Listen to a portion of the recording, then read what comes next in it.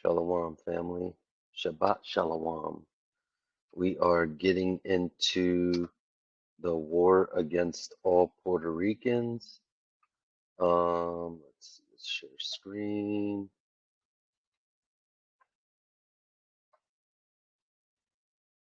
All right, bam, there we go. We are here. All right, let's get it, family. We are getting into the war against all Puerto Ricans. Chapter 1, La Princesa. All right, I'm gonna make this nice and big for y'all so you can see it. All right. It reads, in 1808, it was a beautiful Spanish castle. In 1976, dang, just like less than 50 years ago, a U.S. district court ordered it shut down forever, calling it a notorious monument to man's inhumanity to man. By 1950, it was already a brutal prison where inmates were starved, tortured, and used for medical experiments. People called it La Princesa, the princess, but it was actually a graveyard designed to break men and women, to kill their spirits, to grind them into drones, then animals, then feces, and ash. Mm. The prison housed over 600 souls. At least 50 were blind, crippled, lacked an arm, had elephantiasis, oof, whatever that is, that's crazy, or were hunchbacked. Humans with every imaginable deformity walked about in rags, and none were excused from work of some kind or another. Man. On the outside, it looked like a quaint Spanish mission, wood and red brick masonry and white framed windows, nestled behind swaying palm trees and topped by a 4-foot clock, a trim cupola, and a U.S. flag. Inside it was a rectangular stone fortress, about 100 by 30 feet, with a cement courtyard in the center ringed by cells on 3 sides. The fourth side was an 18-foot wall with a catwalk patrolled by guards with rifles and dogs. Man, that's powerful. That's crazy. The prison's three gallerias galleries totaled 7,744 square feet and held over 400 inmates, providing less than 20 square feet per inmate. Three galleritas, little galleries, held another 150. And a quarantine gallery held the mentally deranged, and 30 calabozos, dungeons, held the difficult prisoners. Wow, man, that's crazy, y'all. So they was just cramming them in there like sardines, literally. After the Nationalist revolt of October 1950, the jail became so crowded that Galleria prisoners had to sleep on the floors and in hallways and bathrooms. In the Galleritas, 2 or 3 men slept in every bed, some of which had no mattress and most of which had no sheets. Many of the mattresses were old, dirty, worn, and torn. Even in the hospilati, hos, uh, hospitalito, the medical clinic, inmate patients had to sleep on the bare floor. Man, y'all, so like I'm giving y'all this information so that we can see, like, for one, as Boricuas, where we came from and where we going, you know, but also for the rest of the people, to see this for one, and for two, to be grateful, y'all. Be grateful, because I promise you, y'all could be right here in this less than what, 25 square feet or whatever area with a bucket. It's going to get into it too, with a bucket and just a freaking rag or whatever, a blanket. You know what I mean? So we should be really grateful for the life that we have, man, because it could be a lot worse. Like, it could be so much worse, right? So it reads, The dungeons, arranged along a hallway on the first floor, 15 to a side, all divided by concrete partitions, were famous throughout Puerto Rico. This hallway was covered with filth, barely lit, and poorly ventilated. Each row of 15 cells shared a common roof of iron bars, as thick as railroad tracks, topped with steel walkways. The guards patrolled them from opposite ends, stopping when they met in the middle to retrace their steps. It was a vantage point like a captain's bridge. The guards could look down and see every occupant and every cell. They also they could also point their rifles at them. Each dungeon held one inmate, one can of water, and one bucket for human excrement. You see that? That was all. They letting you know that was all. Ain't that crazy, bro? Like, so all these people had was one can of water, one bucket, and that was it.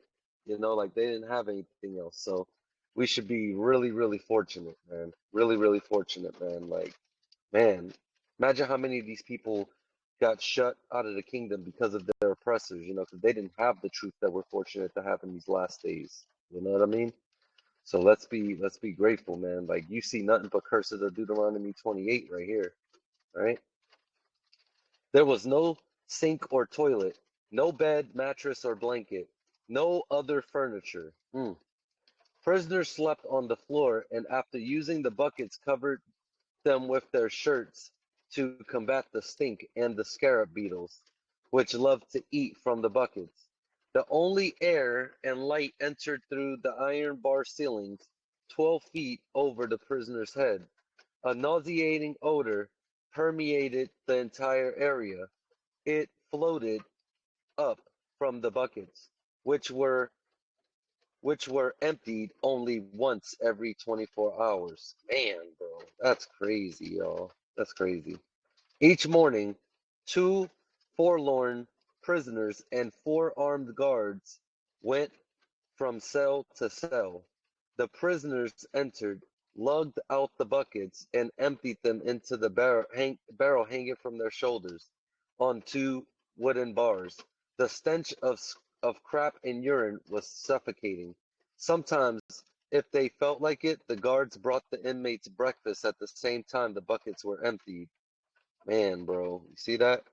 They got to deal with that, bro. They gonna have to pay for that, bro. That's crazy. But at the same time, it's also judgment on our people for our disobedience, right? Look at that, man. That's all they had right there. That's all they had. I got the pictures right here to show you. Celdor and La Princesa. That's how I look. Look at that, man. Breakfast was short and simple.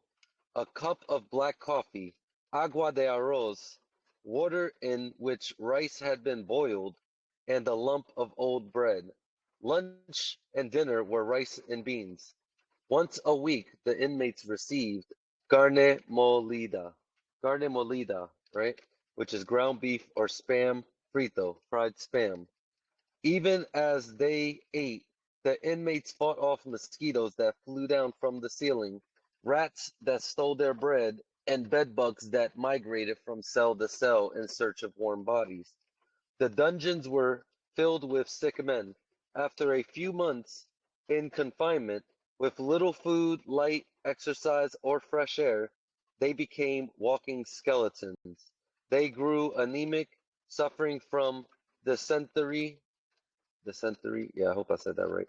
Hookworm, malaria, and scurvy. As their digestive system shut down, they lost all desire to eat. Many inmates did not survive the dungeons. Man, the warden didn't care because the calabozos housed highly accomplished criminals, men convicted of theft, looting, arson, murder, and even cannibalism. But the most dangerous prisoners were the Nationalists, and these he did care about. The career of every prison official in La Princesa, from warden to guard, would be destroyed if the Nationalists caused any trouble, inspired prisoners to revolt, or attracted attention from the press, and so they had to be isolated. The Nationalists spent more time in the dungeons than any other group, including the murderers and cannibals. That's crazy. That's crazy, man. After the October 30 revolts, mass arrests filled all the prisons with 3,000 prisoners for the next few months. This number gradually diminished as trials were held and some prisoners, generally the better financed, were found innocent. The week before Christmas 1950, the dungeons were still stuffed to capacity. One man was insane. He counted eternally as he had for the past 6 months: 47, 48, 49, 47, 48, 49, 47, 48, 49.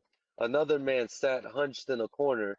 Had he risen, he would have stood 6 feet tall, but he was too weak to stand. He'd been in the dungeon for over a year, weighed 110 pounds, and was starving. Oh man, bro. A third man was only 20 years old. He had a slender, boyish body and big brown eyes guarded by long, dark lashes. Two inmates had died fighting over him. A fourth man would make a cord out of his pants and hang himself on Thanksgiving Day.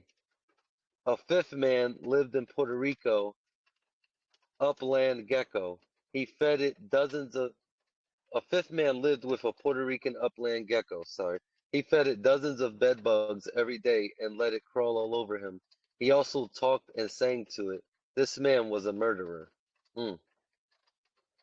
U.S. Army doctors had convinced a sixth man named Hector to swallow some new pills for a few weeks. He started vomiting and developed bloody diarrhea, then liver cancer. See, man, that's why we gotta watch these pills, man, what y'all putting into y'all temple, man. It's crazy out here. Hector belonged in a hospital, but La Princesa didn't want any bad publicity, so he went into the dungeons. The army doctors never returned. Hmm. Hector's neighbor was insane and smeared feces all over dungeon number 7. Deuce Dedit Marrero, a social worker in dungeon number 8, was in the process of losing his mind. He had played no part in the revolution. He was at work when it broke out on October 30th, and he was not a nationalist, unfortunately. Oh, he was not a nationalist. Unfortunately, Dustedit was a socialist, which was close enough for the insular police. They arrested him in his office and sentenced him to 20 years. While still in prison, this Dedit would learn that his pregnant wife had committed suicide and he would end his own life. Yeah. Oh, this is facts, y'all. This is facts. This is what was going on, y'all. All right, so, and I need y'all to really understand this, bro. Like, this is why I like to read this history, you dig? Because like a lot of people walk around every day just ungrateful, bro. Like I saw this video with this one boy. His mom got him a BMW. I don't know all those names of these things. I think it was like a 3X or something like that.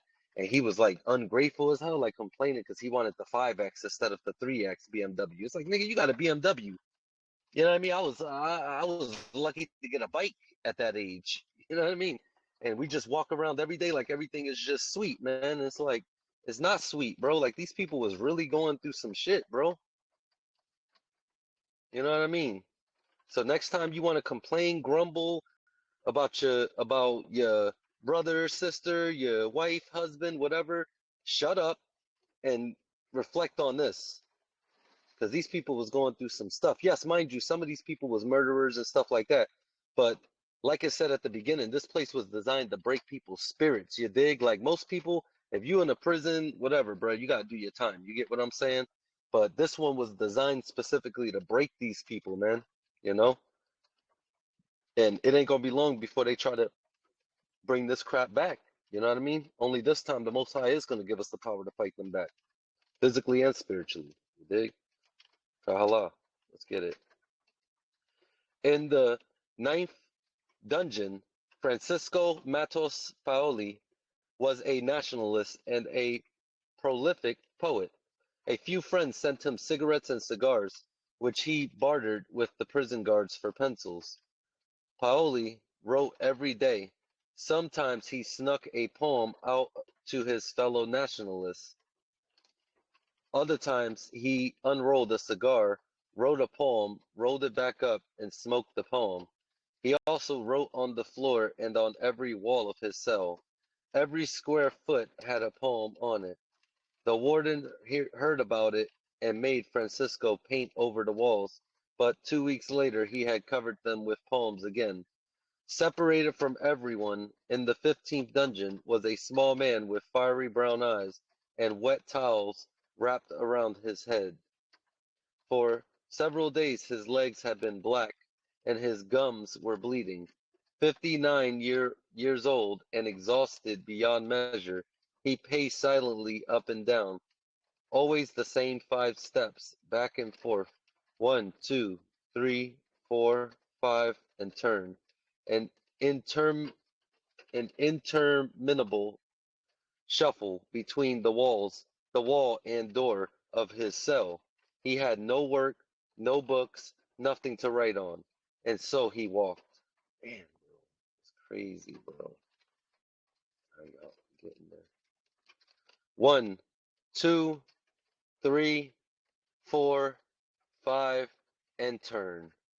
His dungeon was next door to La Fortaleza, the governor's mansion, in Old San Juan, less than 200 feet away. The governor had been his friend and had even voted for him for the Puerto Rican legislature in 1932. This didn't help much now. The governor had ordered his arrest. 1, 2, 3, 4, 5, turn and turn. Life had turned him into a pendulum. It had all but it had all been mathematically worked out. This shuttle back and forth in his cell compromised his entire universe. He had no other choice. His transformation into a living corpse suited his captors perfectly. Man, bro, you see how they worded that too? That's what they want to do to you, man. That's why they pumping us with these freaking jabs, and that's why they over here trying to change the food and take away the seeds out of the foods. You know what I mean? Even though in Genesis 1 he says that he created the fruits and the herbs bearing seed with the seed within itself. We just read that in Genesis 1 not too long ago, right? So so this is what they're trying to do. They want to take the seed out of you, right? Because that's what they're doing with these guys. Most of these guys that's looking like this right now probably can't even produce a child. You get what I'm saying? They done broke them down so much to the point where their own seed is probably diminished. You get what I'm saying within them. So just keep that in mind, man. Like, bro, praise y'all, bro. I'm so grateful. I'm so grateful, bro. This could easily be me, bro. Easily. And I wouldn't even be able to complain about it, bro, because it'd be deserving, you know. 14 hours of walking. To master this art of endless moving, he'd learned to keep his head down, hands behind his back, stepping neither too fast nor too slow, every stride the same length. He'd also learned to chew tobacco and smeared the nicotine saliva on his face and neck to keep the mosquitoes away. 1, 2, 3, 4, 5, and turn.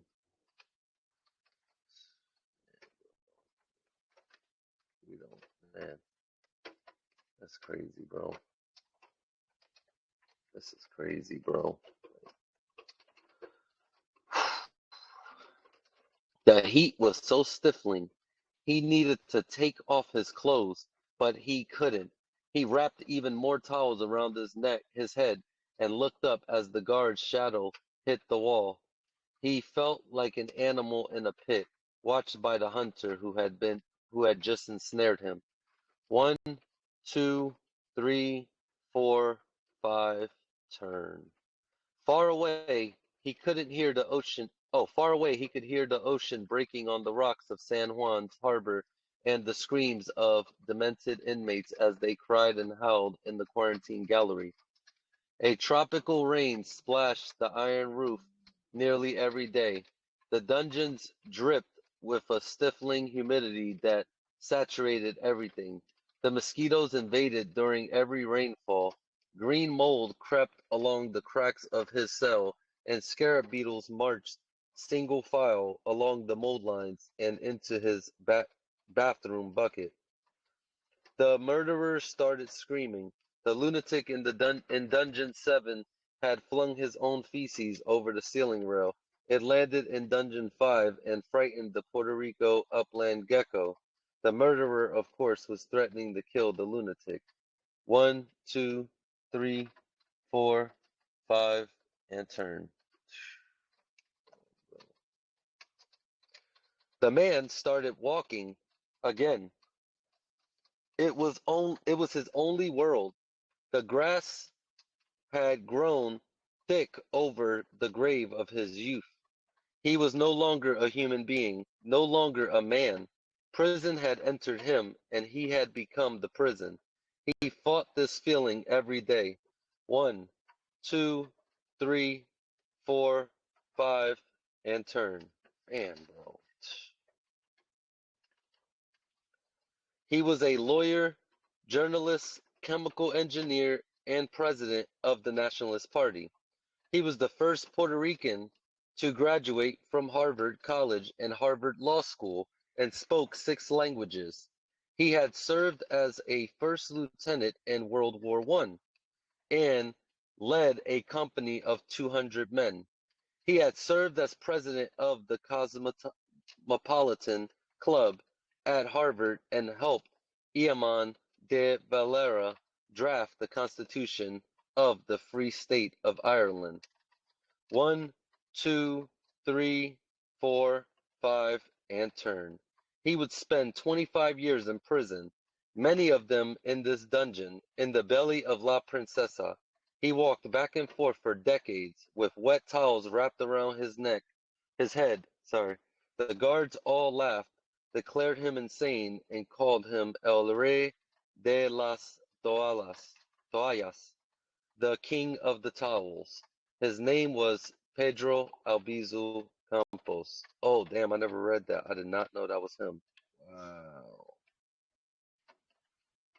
Wow. Bro, I thought this was just a random dude because I never really read this far. I thought it was a random dude, bro. I didn't know. Wow. I should have known when it said from Harvard Law School, but I wasn't fully processing it. Dang, bro. You see what they did to this man, bro? It's not to say that he didn't do great things, bro, but they didn't do all this to Malcolm X, bro. You dig? I'm just being real. That was crazy. All right, so now y'all, man, that was powerful. Whew. So I want y'all to see, like there, you can clearly see some of these curses of Deuteronomy 20:28, right? You could clearly see where this nation was brought to us as swift as the eagle flieth, right? And brought us into, for a nation that us nor our forefathers knew, right? So, man, just stay prayed up, man, and we just gotta know this stuff. So, the main thing that I want to get out of this, though, is that people understand to be grateful. That's the main thing, is understanding being grateful because we could easily all be in the same predicament. You get what I'm saying? So stay guarded in the commands, but more importantly, stay guarded in the faith of Yahweh Shai and that he will pull us through it, right? In the coming times. And I think, man, if anybody got any scripture references they want to drop below, I was going to do scripture attachments. I may do that with the coming chapters, but for the most part, to be honest, I just wanted y'all to just get the history, like we clearly see the evidence of the scriptures in itself, right? But, yeah, just, yeah, Shalom, Shabbat Shalom today. and just let me know what y'all think, man. You know, drop whatever y'all got on this, man. We'll get into chapter 2 shortly in the next later today or maybe tomorrow. All right. Well, later today or for sure tomorrow. All right. All right. Shalom, family. Peace, love, grace, and Hamashiach, Yahweh Shai, who the world knows as Jesus Christ of Nazareth. Love y'all. Peace.